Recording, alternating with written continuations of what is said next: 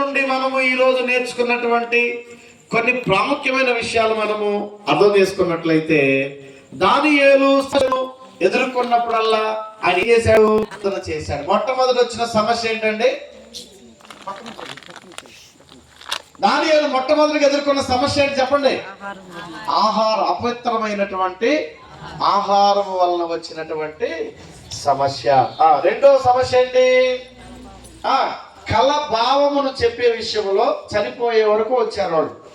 చనిపోయేటప్పుడు తెలిసింది ఆయనకి ఏంటి, ఎందుకు చంపుతున్నారో తెలిసినప్పుడు, మీరు ఎవరిని చంపాల్సిన అవసరము లేదు, క్రీస్తు ప్రేమ గొప్పది, అదవుతున్నా నిన్ను వల్ల నీ పొరుగు వారిని ప్రేమించాడు. దానియేలు ఏమన్నాడు? రాజ్యములో ఉన్న ఏ జ్ఞానిని కూడా మీరెవరిని కూడా చంపవద్దు, మా దేవుడు గొప్పవాడు, తప్పకుండా ఆయన దర్శనముల భావములను తెలియజెప్పుకోవడం అని చెప్పేసి ఏం చేశాడు?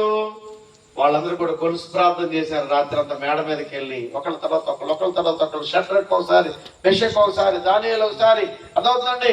మరి వీళ్ళందరూ కూడా ప్రార్థన చేస్తూ ఉంటే ప్రతి బిడ్డలారా, వారి ప్రార్థన అంతటా దేవుడు ఆలకించి దర్శన భావాలను చెప్పాడు. వెంటనే రాజు దగ్గరికి వెళ్ళాడు. రాజు దానియేలు ఏం చేశాడు?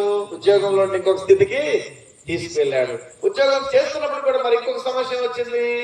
బెల్షాజర్ కాలంలో గోడ మీద రాత ఎవడు చెప్పలేకపోయాడు. అది ఎవరు చెప్పారు? దానియేలు చెప్పాడు. దానియేలు హల్లెలూయా.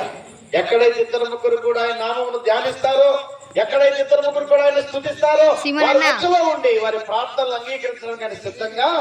అయితే మనం చేసే ప్రార్థన ఎలాంటి ప్రార్థన అయి ఉండాలి?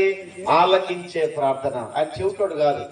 విననేరకున్నట్లు నా చెవులు మందం కాలా, అదవుతుందంటే నా చేతులు కొరచకాలేదని చెప్తున్నాడు దేవుడు. కాబట్టి మనము ప్రతి ఒక్కరం కూడా దానియేలు వలె మనం ప్రార్థనలు చేయాలి. అలాంటి ప్రార్థనలు చేస్తే దేవుడు మనకి ఎంతో మేలు చేస్తాడు. దానియేలు అనగా అర్థం ఏంటి? దేవుడే నాకు న్యాయాధిపతి. దాని ప్లస్ ఏలు అంటే దేవుడు. దానియేలు ఏ గోత్రానికి చెందినవాడు? యోధా గోత్రానికి చెందినవాడు. ఏ కాపురస్తుడు ఆయన? యెరూషలేము యొక్క కాపురస్తుడు.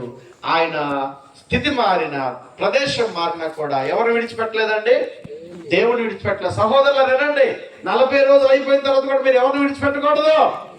ఇక అయిపోయిందని చెప్పేసి దేవుడు విడిచిపెట్టకుండా దానియేలు వలె స్థలం మారిన, ప్రదేశం మారిన, దేశం మారిన దేవుడు విడిచిపెట్టకుండా దేవుడిని స్తుతించే బిడ్డలుగా మీరు అందరూ ఉండాలని నేను మనస్ఫూర్తిగా కోరుకుంటూ ఈ మాటలు ముగిస్తున్నాను. ప్రతినిధులారా, దేవుడు తన మాటలన్నింటిని దీవించి ఆస్వాదించును గాక. ఒకసారి మనందరం కూడా ప్రార్థన చేద్దాం ఈ రాత్రికాల సమయంలో.